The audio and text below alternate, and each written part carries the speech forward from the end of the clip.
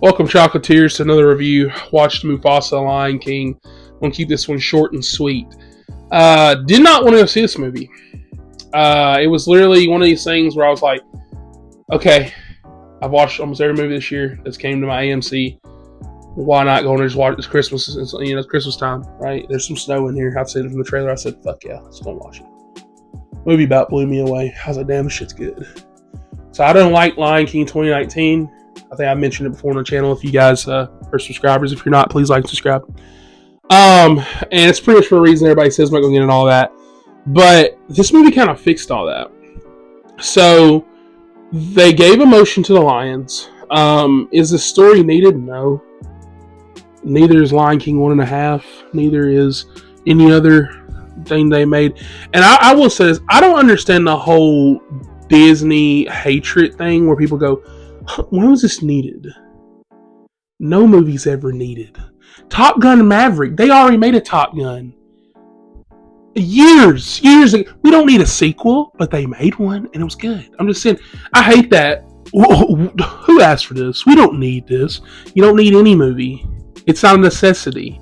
Films are not it's not food. It's not water. Nobody needs it. They made something that was good, okay? And that's why I feel like about these new live action remakes. They're like, nobody needs a Snow White. They're always going to make adaptations of stuff. Like, I'm just saying, like, 50 years down the road, you know how people are, and half of you guys are watching. Y'all ain't going to want to go watch something old like that. You're going to watch the remake or the newer version, right? And I'm just saying they're going to remake stuff. They're going to make new shit, right? And so I'm not fully mad at it. I just need it to be good. And so Mufasa was really good. Barry Jenkins cooking out there in the kitchen. Basically, when Simba and was it Nala, whatever, they are having another kid, and so their kid is being watched by Rafiki and Timon and Pumbaa, and they tell her the story of Mufasa's origin, and so we get that. I don't think they've ever said this at all in any of the movies. I don't know. I've never watched any of the other animated Lion King except for the original, so I'm pretty sure they don't say this. So it's a kind of original story, and I really enjoyed it. Basically, Mufasa is taken away from his home, and in doing so, goes on this journey where he meets Scar in his younger days, and basically is his brother. Shows how they meet, this and that. And I would say my big complaint is, ironically, Scar. I don't like any of his motivation in this movie. I think it's so funny because when he's like, because I'm like, this isn't spoilers. I mean, we know Scar's a fucking bad guy. Like, literally, in the point in the movie, like, where he's, like, turning or whatever, the one kid's literally asks the same shit I do. It's kind of crazy to do all right for that. Because, like, the reason why he does it. And then Rafiki just gives some bullshit excuse. Oh, no, this is why. It makes sense clearly. And I'm like, really don't. Y'all should have done something better than this shit. And God, I want to tell you guys why he turns. I don't want to spoil it, because like I said, I enjoy this movie. I definitely recommend it. But yeah, it kind of felt like that old school Disney magic. And what I mean by that is, it's like, it wasn't fully recapturing it. Like, it's not like Lion King, like OG. It's not going to be that. But, there's a lot of songs in this. So I was like, okay. I don't love all of them. Lin-Manuel thought he was cooking. He wasn't. But a couple of them, I was like, okay. Aaron Pierre as Mufasa, fucking perfect casting. I loved his voice. I love how he carries himself. But the main thing I loved about this film is how they treat every character. And what I mean by that is, it's like Mufasa, right? He is seen as just fully good. And what I mean by that is like, it's not like, oh man, we got to make him do everything good. It's just that he wants to do what's right. He has a good heart. Like, he was raised right. He wants to do right. Meanwhile, you see somebody like Scar, you see what his father taught him, which is lie, deceit. Like, his father teaches him this.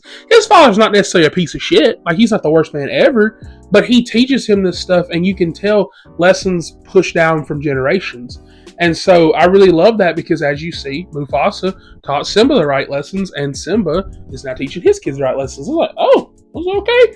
Is Disney cooking? I was like, oh, fuck. So I was like, okay, I'm kind of liking this. I really love Rafiki up in this. He surprised me a lot, because we kind of get his brief little origin.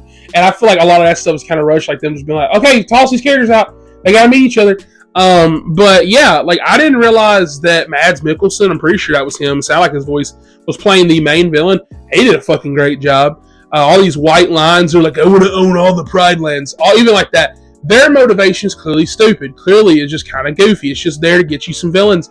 But even so, it still worked for me. Outside of the Scar stuff, I would say this movie is pretty decent, pretty good. I'm gonna give it an 8 out of 10. I really enjoyed this movie. I think that it does fall flat pretty much in the comedy elements, because the only comedy you get is when it goes to Timon and Pumbaa. They keep cutting to them, and I'm like, please just stay on Mufasa's story. But outside of that and some of the Scar stuff where it's like, yeah, he's evil, and I was like, is he though? And why is this why you're turning? And it was just kind of stupid like that. But outside of that, like, characters are great. Mufasa's awesome. Like the story, like it's added newly to the lore. And yeah, that was pretty good. Thought you'll have, you'll probably have a good time. If you're kind of on the fence about Sonic 3, which I also loved, check out that full review. I think that this is definitely a movie that you can take your kids to for sure. And so, yeah, if you're watching as a parent, I say that both those movies are pretty good.